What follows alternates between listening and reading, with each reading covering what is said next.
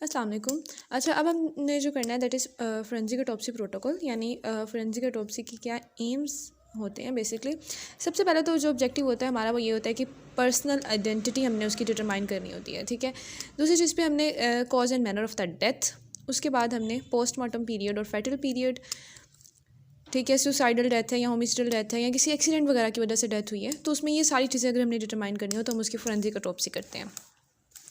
उसके बाद यहाँ आ जाओ अगर, तो ऑटोप्सी में कितने स्टेप्स आते हैं, मेनली 3 स्टेज आती हैं। सबसे पहले होती है प्री एग्जामिनेशन, जिसमें फॉर्मेलिटीज़ आती हैं, रजिस्टर वगैरह फिल करने होते हैं।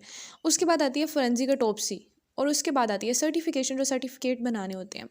अच्छा, हमारे पास ना 2 रजिस्टर होते हैं, जनरल रजिस्टर और ऑटोप्सी रजिस्टर। जनरल रजिस्टर में आप क्या करते हो, आप लिख देते हो बायोडाटा उसका, आपको ना कौन सी तारीख को और कितने बजे डेड बॉडी मिली, देन जो पुलिस स्टेशन था जहाँ से वो डेड बॉडी आई थी, रेफ़र हुई थी, उस पुलिस स्टेशन का भी लिखना है, एंड देन कितने बजे आपने किस तारीख को पुलिस को वापस किया आफ्टर पोस्टमार्टम, ये सारा आपने लिखना होता है जनरल रजिस्टर में। अब आ जाओ ऑटोप्सी रजिस्टर पे। ऑटोप्सी में यानी ऑटोप्सी रिलेटेड चीज़ें, उसका बायोडाटा लिखो डेड बॉडी का, ऑटोप्सी नंबर लिखो, डेट और टाइम ऑफ ऑटोप्सी लिखो, स्पेसिमेन जो आपको मिली हैं उनके बारे में लिखो, ठीक है, और अपना कंक्लूजन लिखो। ये सारी चीज़ें आपने लिखनी होती हैं ऑटोप्सी रजिस्टर में। अच्छा, आगे हमारे पास आ जाता है, यहाँ पर इंसियन हम देते हैं 2 तरह के। एक हमारा होता है स्ट्रेट इंसियन और एक हमारा होता है वाई शेप इंसियन। जो स्ट्रेट इंसियन होता है वो अम्बलाइकस को उसमें हम अवॉइड करते हैं। अम्बलाइकस क्योंकि अगर एक दफ़ा अम्बलाइकस ख़राब हो जाए ना तो वो फिर उसको दोबारा से क्लोज़ करना बॉडी को बहुत मुश्किल होता है। तो इस तरह से स्ट्रेट इंसियन लेकर जाना है कि ये देखिए अम्बलाइकस को अवॉइड करके साइड से गुजर कर नीचे जाना है। ये ऊपर से स्टार्ट करते हैं हम लोग चिन से और नीचे प्यूबिक सिम्फाइसिस तक जाते हैं। और एक होता है वाई शेप्ड इंसियन। ये क्या करते हैं, ये साइडों से in front of the base of the each year, ठीक है, बेस ऑफ द ईयर से साइडों से स्टार्ट करते हैं, यहाँ सुप्रास्टेनल नोच पे आके ये मिलते हैं दोनों, और फिर स्ट्रेट इंसियन की तरह नीचे चले जाते हैं, ठीक है। और ये जो वाई इंसियन है ना, इसका फ़ायदा ये है कि इसमें नेक स्ट्रक्चर, अब ये आपको देखें जब यहाँ से और यहाँ से काट देंगे तो नेक स्ट्रक्चर का बहुत अच्छा एक्सपोजर मिलता है, ठीक है।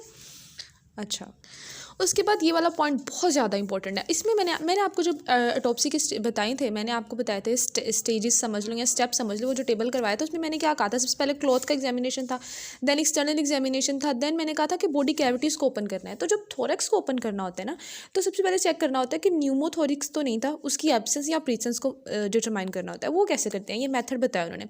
सबसे पहले क्या करते हैं कि जो चेस्ट होती है उसकी साइड पर एक पॉकेट बना लेते हैं जिसमें वाटर होता है, ठीक है, वाटर वाली पॉकेट एक बना देते हैं। अब वो पॉकेट कैसे बनाते हैं कि स्किन को और मसल्स को काट देते हैं, रिब केज से सेपरेट कर देते हैं और वहाँ पे फिर पानी डाल देते हैं, तो एक वाटर वाली पॉकेट बन जाती है। देन वहाँ पर क्या करते हैं, ग्रेजुएटेड स्केल, ये देखो इस तरह का एक सिलेंडर, ग्रेजुएटेड ग्लास सिलेंडर, इसको ना इन्वर्टेड कर देते हैं, ऐसे उल्टा करके रख देते हैं उस पॉकेट के ऊपर, ठीक है।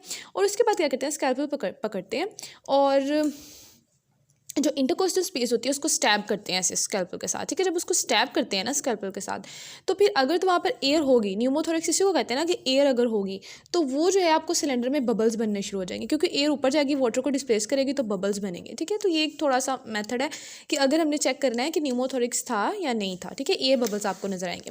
देन आ जाओ हार्ट के एग्जामिनेशन पे। हार्ट का एग्जामिनेशन क्या होता है, सबसे पहले पेरिकार्डियल सैक को भी इंसाइज करना है और उसको भी वाटर से कर देना है फिल, ठीक है। वहाँ पर वाटर पॉकेट बनाई थी, यहाँ पर पेरिकार्डियल सैक को फिल कर देते हैं। आगे उसी तरह से करते हैं कि जो सिलेंडर लेते हैं इन्वर्टेड करके उसे रख देते हैं over the right side of heart, ठीक है। और फिर जो स्कैल्पल है उसकी मदद से हार्ट को पंक्चर करते हैं। अब अगर हमारे पास हार्ट की वहाँ पर गैस होगी तो वो क्या करेगी, वेंट्रिकल से आएगी और वो सिलेंडर में वाटर को रिप्लेस करना शुरू कर देगी। जब वो रिप्लेस करेगी तो बबल्स बनेंगे, ठीक है। अच्छा, उसके बाद कट कैसे हार्ट पे लगाते हैं, कट राइट एट्रियम से शुरू करते हैं, राइट एट्रियम से ट्राइकस्पिड वॉल से गुजरते हैं और नीचे राइट वेंट्रिकल में आ जाते हैं और वहाँ से पल्मोनरी आर्टरी पे चले जाते हैं, ठीक है। अच्छा, अब यहाँ पर अगर हम लोग आ जाए तो यहाँ पर हमारे पास आ जाता है पोस्टमार्टम क्लॉट्स। पोस्टमार्टम क्लॉट क्या होते हैं, जो आफ्टर डेथ बनते हैं, क्योंकि डेथ के बाद जो ब्लड है वो स्टेगनेट हो जाता है, वो उसकी जो मूवमेंट है वो रुक जाती है, तो उसकी वजह से बहुत आसानी से क्लॉट बन जाते हैं। ये कैसे क्लॉट होते हैं, ये सॉफ्ट होते हैं, स्मूथ शाइनी होते हैं और इनका कलर पर्पल या येलो होता है। अगर इनका कलर येलो हो तो तब हम इन्हें चिकन फैट क्लॉट भी कहते हैं, ठीक है। अच्छा, अब अगर आपने देखना हो, चेक करना हो, आप पोस्टमार्टम कर रहे हो, आपने चेक करना है कि कहीं इसकी डेथ डीप वेन थ्रोम्बोसिस से तो नहीं हुई, पल्मोनरी एम्बोलिज्म से तो नहीं हुई। तो अब आपने क्या करना है, आपको उसके काफ मसल लेने हैं और काफ मसल को ट्रांसवर्सली इंसाइज करना है उसकी बैली पर। जब ट्रांसवर्सली इंसाइज कर लेना है तो आपने देखना है अगर आपको एक फीम सॉलिड स्ट्रक्चर मिले और वो पॉपिंग आउट हो रहा हो बाहर को, मतलब समझ रहे हो ना, पॉपिंग आउट हो रहा हो बाहर को, ऐसे निकल रहा हो, तो आपने गैस कर लेना है कि ये हमारे पास डीप वेन थ्रोम्बोसिस ही है, ये थ्रोम्बस ही है। लेकिन अगर वो पॉप आउट ना हो बल्कि वो बेंड हो जाए, ठीक है, वो बेंड हो जाए तो फिर वो पोस्टमार्टम क्लॉट है, ठीक है। इस तरह से हम चेक करते हैं फिर। ओके, अब आ जाओ कि अगर हमने विसरा जो है जब उनको रिमूव कर रहे हैं तो दो टेक्निक यूज़ की जाती हैं, organ by organ method use करते हैं और एविसिक्रेशन मेथड यूज़ करते हैं। इनके सिर्फ नाम पता होने चाहिए आपको। अच्छा, उसके बाद इस पेज पे सिर्फ एक ही पॉइंट था, वो ये था कि जो स्कल है उसको एक्सपोज कैसे करना है। इंटरमेस्टोइड इनसियन देते हैं स्काल्प पर, जो स्काल्प होती है हमारी उस पर इंटरमेस्टोइड एक इनसियन लगाते हैं। इसके आगे एक पिक्चर बनी हुई है, वो हम देखते हैं। ये देखें, यहाँ पर ये इंटरमेस्टोइड इधर से लेकर उधर तक जाना है, एक इनसियन लगा देते हैं। तो तब फिर जो है ना वो फिर क्या करते हैं कि जो एंटीरियर वाली स्कैप का पार्ट होता है उसे एंटीरियरली रिफ्लेक्ट कर देते हैं, पोस्टीरियर वाले को पोस्टीरियरली रिफ्लेक्ट कर देते हैं। तो इस तरह से ना फिर उसको करते हैं उसका एग्जामिनेशन। उसके बाद यहाँ पर आज नेगेटिव ऑटोप्सी वाला टेबल मैंने करवा दिया था। नेगेटिव ऑटोप्सी होती क्या है? नेगेटिव ऑटोप्सी होती है कि रेयर केसेस में ये होता है कि सारा आप पूरे स्टेप्स कर रहे हो, ऑटोप्सी की हर चीज़ पूरी कर रहे हो, लेकिन फिर भी आप काज ऑफ डेथ डिटरमाइन नहीं कर पाते, ठीक है। तो तब हम उसको कहते हैं नेगेटिव ऑटोप्सी। अननाउन अनडिटरमाइंड रहता है कॉज ऑफ डेथ, ठीक है। अच्छा, एक्सुमेशन क्या? एक्सुमेशन वैसे शहबाज से डिटेल में करनी है, यहाँ पे डेफिनेशन हम देख लेते हैं कि एक्सुमेशन में हम क्या करते हैं, ग्रेव से कॉप्स को रिमूव करते हैं और देन उसकी कॉज और manner of the death determine करने की कोशिश करते हैं, ठीक है। अब यहाँ पर उसने बताया कि एक्सुमेशन जो है वो जल्दी कर लेनी चाहिए, क्योंकि जो डेड बॉडी के जो अडल्ट है ना उसके सॉफ्ट टिश्यू 5 ईयर्स के बाद ख़त्म हो जाते हैं, ठीक है। और जो अगर बच्चे की बॉडी होगी तो वो आधे टाइम, इससे भी आधे, यानी 2.5 साल में तकरीबन वो डीकम्पोज हो जाते हैं। लेकिन स्केलेटन डीकम्पोज नहीं होता, वो परसिस्ट करता है इवन 100 ऑफ ईयर तक।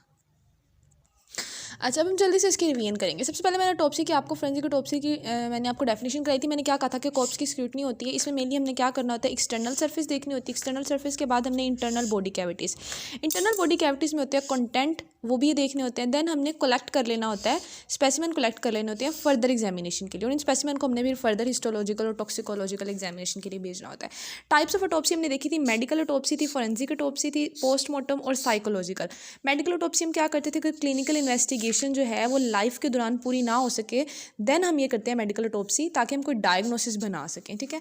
फोरेंसिक ऑटोप्सी में क्या था कि काज और मैनर ऑफ डेथ अगर फाइंड करना हो, अगर डेथ हमारे पास हुई हो किसी, ठीक है, अगर किसी क्रिमिनल असॉल्ट की वजह से या पॉइजनिंग की वजह से या एक्सीडेंट की वजह से, इस तरह के केसेस में, ठीक है। पोस्टमार्टम में क्या करते थे, सिर्फ एक्सटर्नल बॉडी सरफेस का एग्जामिनेशन होता है, बॉडी कैविटीज़ को ओपन नहीं करते। साइकोलॉजिकल में क्या था कि जब सुसाइडल केस होता है तब ये करते हैं, क्यों करते हैं, ताकि जो उसका जो डेड बॉडी है, मतलब जिस वक्त मर चुका है वो इंसान जब जिंदा था, तो सुसाइड के टाइम पे उसकी मेंटल स्टेज एग्जैक्टली क्या थी वो जानने के लिए। देन ऑटोप्सी सूट में मैंने कहा था कि कुछ 4 से 5 पॉइंट इंपॉर्टेंट है, वो हमने किए थे। फ्लोर और वॉल्स पे मैंने कहा था आइस ब्लू टाइल्स होनी चाहिए, जो क्योंकि वो क्लीनिंग के लिए और वॉशिंग के लिए आसानी होती है। वॉशिंग के लिए जो पानी है वो सीलिंग से आना चाहिए। ऑटोप्सी रूम की लाइट प्रेफर करना है सनलाइट हो, लेकिन अगर सनलाइट ना हो तो ice blue fluorescent electric tubes use करनी है। हाँ, एक और चीज़ जो शायद मैंने वहाँ पर मैंशन नहीं की थी कि जो सनलाइट है वो नॉर्थ से आनी चाहिए, ये प्रेफर करना है, नॉर्थ से आनी चाहिए, ठीक है। अच्छा, उसके बाद यहाँ पर आ जाओ 90 ल्यूमन की, मिनिमम आपको 90 ल्यूमन की लाइट चाहिए जो सफिशिएंट होती है। स्टीरिलाइजेशन जब करनी है तो यूवी लाइट यूज़ करनी है। यूवी लाइट जब करनी है वो सीलिंग से करनी है और उस वक्त अंदर कोई नहीं होना चाहिए। वेंटिलेशन जो है वो रिवर्सली वर्क करनी चाहिए, ऊपर सीलिंग से एयर इंटर होनी चाहिए और नीचे वेंट से बाहर जानी चाहिए, और वेंट जो है वो वॉल पे फिक्स होने चाहिए नियर द फ्लोर, ठीक है। रिवर्स क्यों वर्क करवाना है, ताकि इन्फेक्शन जो है वो इनहेलेशन के जरिए ट्रांसमिट ना हो। प्री ऑटोप्सी टेम्परेचर जो रखना है वो रखना है +4, ठीक है, ताकि बॉडी फ्रीज ना कर जाए, माइक्रोस्कोपिक एग्जामिनेशन आसान हो। और जो पोस्ट ऑटोप्सी टेम्परेचर रखना है वो रखना है -20। ऑटोप्सी टेबल जो है वो स्टेनलेस स्टील का यूज़ करते हैं, ठीक है, क्योंकि वो रस्टिंग नहीं होती वहाँ पर। ऑटोप्सी प्रोटोकॉल में क्या पढ़ा था कि पर्सनल आइडेंटिटी डिटरमाइन करने के लिए, कॉज और मैनर ऑफ द डेथ के लिए, और फैटल और पोस्टमार्टम पीरियड्स के लिए। प्रोसीजर क्या होता है, सबसे पहले प्री एग्जामिनेशन होता है जिसमें मैंने 2 रजिस्टर पढ़ाए थे, जनरल रजिस्टर, ऑटोप्सी रजिस्टर, फिर फोरेंसिक ऑटोप्सी होती है, फिर सर्टिफिकेशन। जनरल रजिस्टर में मैंने कहा था कब डेड बॉडी मिली है, क्या डेट थी, क्या टाइम था, पुलिस स्टेशन की इन्फो कब वापस की, वो सारा लिखना है। ऑटोप्सी रजिस्टर में लिखना था कि ऑटोप्सी नंबर क्या है, इस पर्सन की ऑटोप्सी कब की गई, कहाँ की गई, कंक्लूजन क्या आया, और इसका सारा बायोडाटा, ठीक है। ऑटोप्सी इंसियन 2 होते हैं, स्ट्रेट इंसियन, वाई शेप्ड इंसियन, एनआरएस, हमने इसकी पिक्चर भी देखी थी। उसके बाद आज न्यूमोथोरेक्स की तरफ क्या करना था, एक पॉकेट बनानी थी जिसमें वाटर था, देन सिलेंडर को उसके ऊपर उल्टा रख देना था, ग्रेजुएटेड सिलेंडर यूज़ करना था, इंटरकोस्टल स्पेस को फिर स्टैब करना था, अगर एयर होगी तो आपको बबल्स नज़र आ जाएंगे।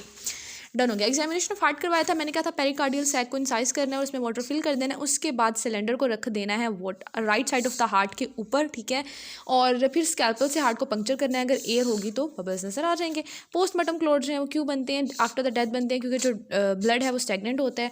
और चिकन फैट क्लोट हम उनको कब कहते हैं, जब उनका कलर येलो होता है। टेक्निक्स जो थी विसरा के लिए 2 यूज़ होती हैं, ऑर्गन बाय ऑर्गन और एविसेक्रेटन मेथड।